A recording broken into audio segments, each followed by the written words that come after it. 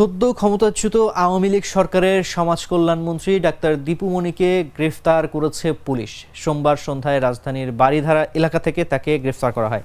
ডিএমপির media and public relations বিভাগের অতিরিক্ত উপ পুলিশ কমিশনার ওবায়দুর রহমান এ তথ্য নিশ্চিত করেছেন। তিনি জানান, সাবেক সমাজ কল্যাণমন্ত্রী ডাক্তার দীপু মনিকে বারিধারা থেকে গ্রেফতার করা হয়েছে। চাঁদপুরের একটি মামলায় তাকে গ্রেফতার দেখানো হতে পারে বলে জানা গেছে। আটকের পর তাকে রাজধানীর মিন্টো রোডের ডিবি কার্যালয়ে নেওয়া হচ্ছে। ডাক্তার দীপু মনি চাঁদপুর ৩ আসন থেকে টানা 4 বার আওয়ামী লীগের মনোনয়নে এমপি নির্বাচিত হন। এর মধ্যে ২০০৮ সালের নবম সংসদ নির্বাচনের পর আওয়ামী লীগ সরকার গঠন করলে সেই সরকারের মন্ত্রিসভায় দেশের প্রথম নারী পররাষ্ট্রমন্ত্রী হন ডাক্তার দীপু মনি। দশম সংসদ নির্বাচনের পর তিনি পররাষ্ট্র মন্ত্রণালয় বিষয়ক সংসদীয় স্থায়ী কমিটির সভাপতি ছিলেন।